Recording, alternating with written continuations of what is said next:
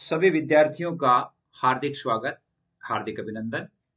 प्रिय विद्यार्थियों, जो STSE की तैयारी कर रहे हैं, यानी राज्य स्तरीय प्रतिभा खोज परीक्षा की तैयारी कर रहे हैं, उनके लिए तो यह वीडियो महत्वपूर्ण है ही।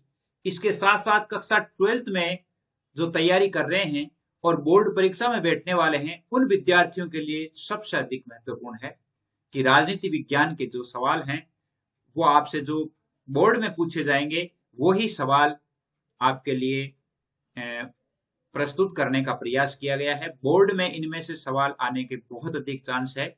तो बोर्ड परीक्षा के लिए और इसके साथ साथ STSE एग्जाम जो है, यानी राज्य स्तरीय प्रतिभा खोज परीक्षा है, जिसमें 12th की एग्जाम दे रहे हैं, उन विद्यार्थियों के लिए STSE में आपके राजनीति विज्ञान के 23 प्रश्न आपसे पूछे जाएंगे।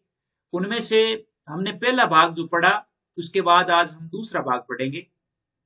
दूसरे भाग में भी उतने ही लगभग 25 प्रश्न शामिल किए गए हैं और 25वां प्रश्न जो है उत्तर सहित है। इसके लिए आप बोर्ड परीक्षा की तैयारी के लिए भी अच्छे हैं और आपकी जो राज्य स्तरीय प्रतिभा खोज परीक्षा है उसके लिए भी बहुत अच्छे हैं, और राजनीति विज्ञान की जो कंपटीशन की तैयारी करने वाले विद्यार्थी हैं उनके लिए भी सबसे महत्वपूर्ण है। आप सभी के लिए STSE की एग्जाम देने वाले विद्यार्थी ध्यानपूर्वक इस वीडियो को देखें।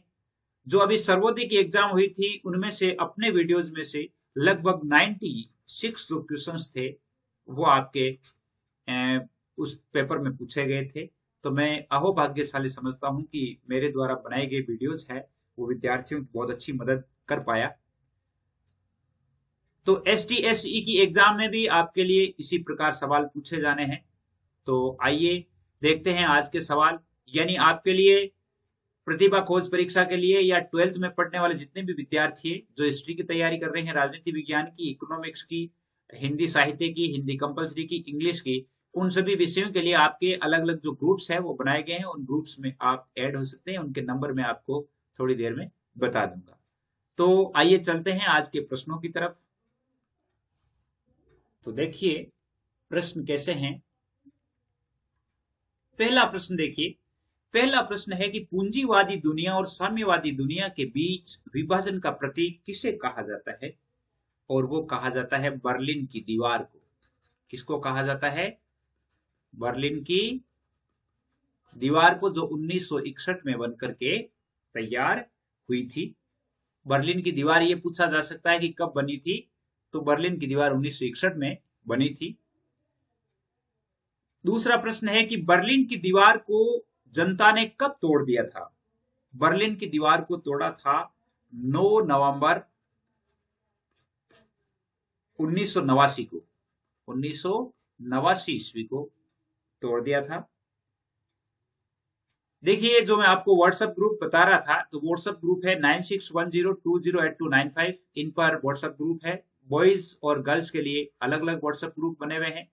तो जो विद्यार्थी अपना नाम अवश्य लिखें, बॉय है या गर्ल है, आपका सब्जेक्ट भी लिखें, जैसे आपके कौन कौन से हैं, राजनीति विज्ञान, इतिहास, हिस्ट्री, ज्योग्राफी, इनमें से जो भी आपके विषय, तो आप विषय जरूर लिखें ताकि आपको उचित ग्रुप में है वो ऐड कर दिया जाए और आप अपनी बोर्ड परीक्षा की तैयारी है वो अच्छी तरह से कर पाए। तो अगला प्रश्न देखिए। अगला प्रश्न है कि दूसरे विश्व युद्ध के बाद पूर्वी यूरोप के देश सोवियत संघ के अंकुश में क्यों आ गए थे? बहुत इंपॉर्टेंट प्रश्न है। दूसरे विश्व युद्ध के बाद पूर्वी यूरोप के देश सोवियत संघ के अंकुश में क्यों आ गए थे? क्योंकि सोवियत संघ ने, उत्तर है इसका, सोवियत संघ ने इन्हें फांसीवादी ताकतों से मुक्त कराया था। इन्हें फांसीवादी ताकतों से मुक्त कराया था। फांसीवादी ताकतों से मुक्त कराया था। अगला प्रश्न देखिए। सोवियत संघ ने अफगानिस्तान में हस्तक्षेप कब किया? बहुत ही इंपॉर्टेंट प्रश्न है, और वो किया था 1979 ईस्वी में। कब किया था? 1979 ईस्वी में। पांचवा प्रश्न है कि सोवियत संघ पर कम्युनिस्ट पार्टी ने कितने वर्षों तक शासन किया? और वो किया था लगभग 70 वर्षों तक। कितने वर्षों तक? 70 वर्षों तक शासन किया था। दक्षिण एशिया में कौन कौन से देश शामिल है? दक्षिण एशिया में देश कौन कौन से शामिल है? दक्षिण एशिया में एक तो है बांग्लादेश, बांग्लादेश के अलावा है भूटान, भूटान के अलावा है भारत, भारत के अलावा है मालदीव, मालदीव के अलावा है नेपाल, नेपाल के अलावा पाकिस्तान, पाकिस्तान के अलावा श्रीलंका, पाकिस्तान के अलावा श्रीलंका। ये दक्षिण एशियाई देशों में शामिल है। 1 2 3 4 5 6 7 लगभग 7 देश जो है वो दक्षिण एशियाई देश में शामिल है। पाकिस्तान में प्रथम लोकतांत्रिक सरकार किसके नेतृत्व में बनी? और वो बनी थी बेनजीर भुट्टो के नेतृत्व में। किसके? बेनजीर भुट्टो के नेतृत्व में, बेनजीर भुट्टो के नेतृत्व में बनी थी। और दूसरी बनी थी नवाज शरीफ के नेतृत्व में, दूसरी नवाज शरीफ, दूसरी जो उनकी लोकतांत्रिक सरकार बनी थी वो नवाज शरीफ में के नेतृत्व में, और पहली जो बनी थी वो बनी थी आपके बेनजीर भुट्टो के नेतृत्व में। अगला प्रश्न देखिए, अगला प्रश्न है नेपाल में संवैधानिक राजतंत्र को कब समाप्त किया गया? नेपाल में संवैधानिक राजतंत्र को कब समाप्त किया गया? और वो किया गया था 2008 ईस्वी में। कब किया था? 2008 ईस्वी में। ये 2006 तक तो वहां पर संवैधानिक राजतंत्र था, 2008 में ये संवैधानिक राजतंत्र को समाप्त कर दिया गया। 9वां प्रश्न है कि मालदीव में लोकतांत्रिक व्यवस्था कब स्थापित हुई? मालदीव में, तो मालदीव में लोकतांत्रिक व्यवस्था है वो कब स्थापित हुई? और वो हुई थी 1968 ईस्वी में। कब हुई थी? 1968 ईस्वी में। 1968 ईस्वी में ये पहले सल्तनत था, पहले क्या था? ये सल्तनत के अंतर्गत आता था, और अभी ये 1968 से ये लोकतांत्रिक व्यवस्था इसमें कायम हो गई। इसके बाद है ब्रिटिश शासन की समाप्ति के पश्चात भारत और पाकिस्तान स्वतंत्र राष्ट्रों के रूप में कब उदय हुए? 1947 ईस्वी में। ये सीधा प्रश्न है वैसे, लेकिन इस प्रकार लिखने पर आप जैसे चूक सकते हैं। तो 1947 में दोनों स्वतंत्र राष्ट्रों के रूप में उदय हो गया। भारत और पाकिस्तान ने सिंधु नदी जल समझौते पर हस्ताक्षर कब किए? सितंबर 1960 में। कब किए थे? सितंबर 1960 ईस्वी में। सितंबर 1960 में भारत और पाकिस्तान ने सिंधु नदी जल समझौते पर हस्ताक्षर किए थे। भारत और पाकिस्तान के बीच शिमला समझौता कब हुआ? और वो हुआ था जुलाई 1972 में। कब हुआ था? जुलाई 1972 ईस्वी में। बोर्ड परीक्षा में भी इनमें से बहुत सारे प्रश्न आने वाले हैं, तो आप पूरे के पूरे प्रश्न है वो अच्छी तरह से उतार लें। 13वां प्रश्न है कि दक्षेश का प्रथम सम्मेलन कब हुआ? दक्षिण एशियाई क्षेत्रीय संगठन जो है उसका प्रथम सम्मेलन है वो कब हुआ था? और प्रथम सम्मेलन हुआ था आपके दिसंबर 1985 में। दिसंबर 1985 ईस्वी में ढाका में, बांग्लादेश की राजधानी ढाका में। भारत और श्रीलंका ने मुक्त व्यापार संधि पर हस्ताक्षर कब किए? भारत और श्रीलंका ने मुक्त व्यापार संधि पर हस्ताक्षर कब किए? और वो किए थे दिसंबर 1998। कब किए थे? दिसंबर 1998 ईस्वी में। 15वां प्रश्न बनता है आपके कि भारत और पाकिस्तान के बीच कारगिल युद्ध कब हुआ? जून जुलाई 1999 में।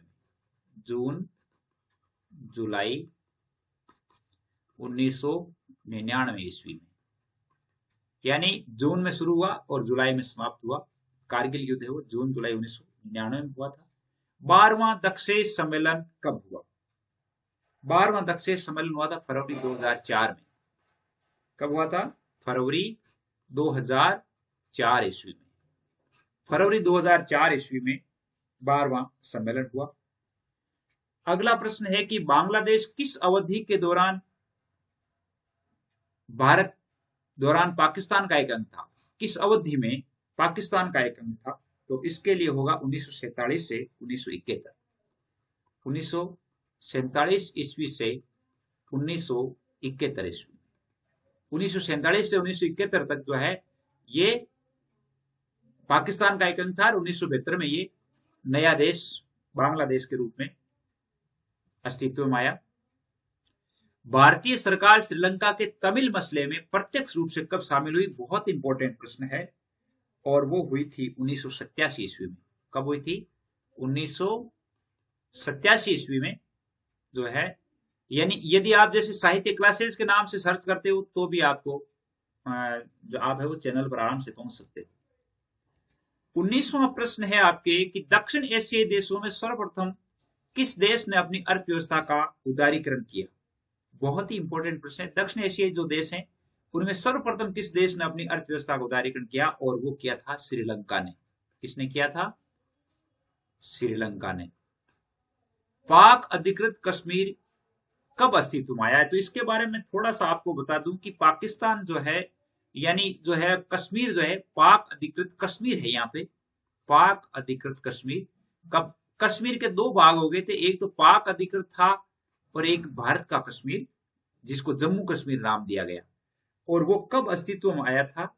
और वो आया था आपके 1948 के युद्ध के बाद, यानी 1948 में जो छोटा सा युद्ध हुआ था उस समय कुछ स्थान है वो पाकिस्तान के अंडर में चला गया और कुछ स्थान है वो भारत में रह गए। तो भारत वाला तो जम्मू कश्मीर कहलाया और वो पाक अधिकृत यानी पाक ओरिएंटेड कश्मीर के रूप में जाना जाता है। भारत और पाकिस्तान ने सिंधु जल संधि पर हस्ताक्षर कब किए? और वो किए थे 1960 ईस्वी में। 1960 ईस्वी में, और विश्व बैंक की मदद से। विश्व बैंक की मदद से। इसमें कहीं 1960 है, कहीं 1961 भी आता है, तो ये या तो 1960 आएगा या 1961 आएगा, दोनों नहीं आएंगे। भारत में लुक ईस्ट और एक्ट ईस्ट नीति का हिस्सा कौन सा देश है? ये बहुत ही इंपॉर्टेंट प्रश्न है। लुक ईस्ट और एक्ट ईस्ट नीति का हिस्सा है बांग्लादेश। कौन सा देश है?